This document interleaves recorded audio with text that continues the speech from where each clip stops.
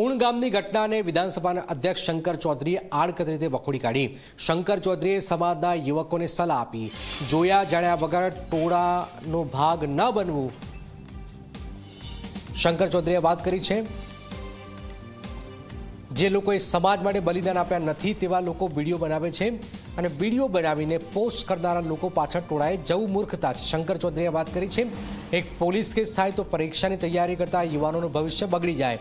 ટોળાનો ભાગ બની કોઈને નુકસાન કરવું એ શૂરવીરતા નથી, સંઘર્ષ કર્યા વિના પરિણામ લાવવું એ શૂરવીરતા છે। સમજદારી દાખવીને કામ કરવાનો સમય છે। અજ્ઞાનતા, ક્રોધ, અશિક્ષા સામે સંઘર્ષ કરો।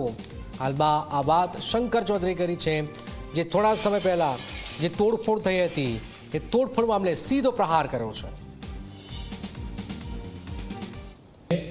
એ કોઈ ટોળાનો ભાગ બની જાય અને ટોળાનો ભાગ બનીને પછી એને જ ખબર ના હોય કે ક્યાં ગયા, ક્યાં કોણ છે, શું છે, ખબર જ નહીં હોય। તમને કોના માટે કરો છો, ક્યાં જાઓ છો, શું કરો છો, કોઈ ખબર નહીં હોય। કેમ?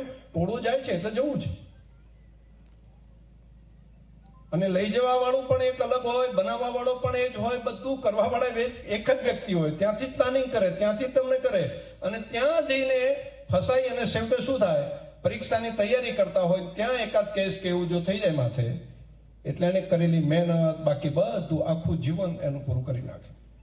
તો આમાં સમજદારી દાખવીને કામ કરવાનો સમય છે।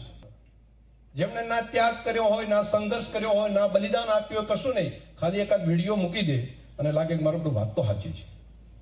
તો આવા સંજોગોની અંદર સજાગતાપૂર્વક, સમજદારીપૂર્વક, બુદ્ધિપૂર્વક નિર્ણય કરવાનો હોય। ટોળાનો ભાગ બનીને સમજણ ન હોય, ખબર ના હોય, કોના માટે કરો છો, શું કરો છો, કોણે પ્લાનિંગ કર્યું, શું કર્યું, કઈ ખબર ના હોય તો પણ એનો ભાગ બની જવું, એને મૂર્ખતા સિવાય હું કઈ સમજતો નથી। એને માત્ર ને માત્ર મૂર્ખતા કહું છું। બાકી સુરવીરતા સિંહ જેવી હોય કે નિર્ણય કરે, એની મક્કમતા હોય અને ઘણી વખત એને સંઘર્ષ કર્યા સિવાય જ એનું પરિણામ લાવી શકે। સુરવીરતા એ કહેવાય।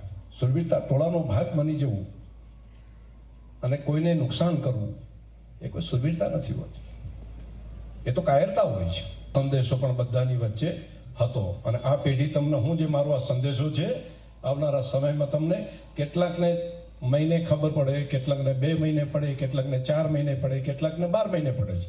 જેટલાને વહેલી ખબર પડે એટલું સારું।